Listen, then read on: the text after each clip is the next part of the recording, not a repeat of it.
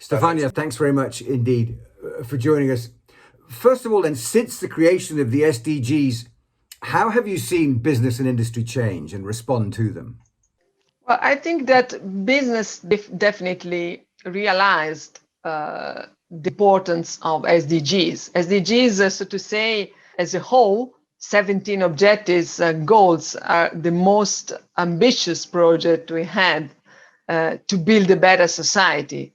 And I think that what the private sector now is doing, especially here, especially within this unprecedented crisis, is about sharing a collective responsibility. That means calling all main actors working on education globally to give solutions and to assure continual learning. There is a real positive trend in terms of awareness from the private sector, from the business and industry about the importance, the relevance of this common mission we have. That call to the private sector has always been there right from the start, but we even saw from the Economic Forum this year that call is getting louder, perhaps more urgent. The timing of this, is it even more important now that the private sector starts putting the SDGs into their sustainability programs than when they first became aware of them? It's about businesses knowing that the new and different knowledge, skills, values are needed to meet these challenges. Is about really embedding, encompassing in their own strategies, business strategies, these same values. So I think I see a real change of perspective in the business world. Of course, I'm talking of the big companies, which can also invest their own money to orient their business on the 17 ambitious goals. So if that orientation is already taking place, and if the private sector is responding and changing its mindset, short-term and long-term, what more do you think needs to be done now to get to that ultimate vision that the UN talked about for 2045? I see first, we need commitment to sustainability starting in business schools.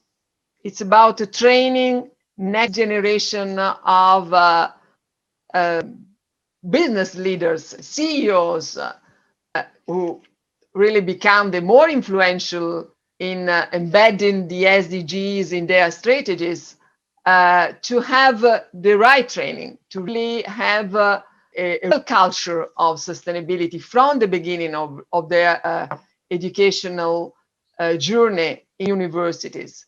So we're talking about a change in the culture of education for those who are already educated, already part of that sector in the developed economies, but also, of course, the importance for education as something being more inclusive, to bring others into the fold who don't get education at the moment. Yeah, this is the challenge and the tremendous opportunity we have now this year.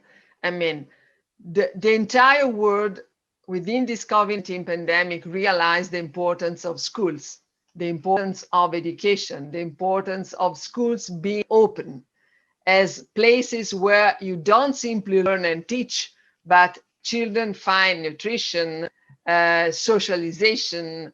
Having said that, I think that we have the opportunity to reinvent the system of education, learning and teaching differently from the past, about inclusion, around inclusion. I was going to say, with COVID-19 and the pandemic in mind, it's been a new way of putting out this message that a sustainable world is a successful one in the end.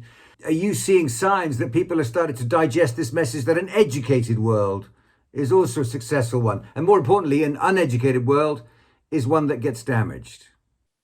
I think that this, unfortunately, still very much real distinction between uneducated and educated world.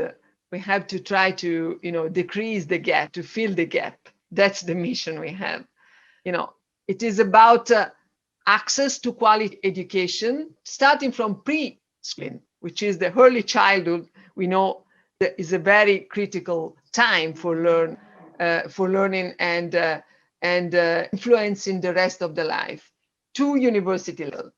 So many of the SDGs echo similar sympathies and ambitions towards poverty and hunger and inequality, but you have chosen education to focus on. Is that because UNESCO and you believe that education somehow underpins all those other ambitions for successful human life and society? If you don't have an healthy status, you cannot do anything else. The rest doesn't matter.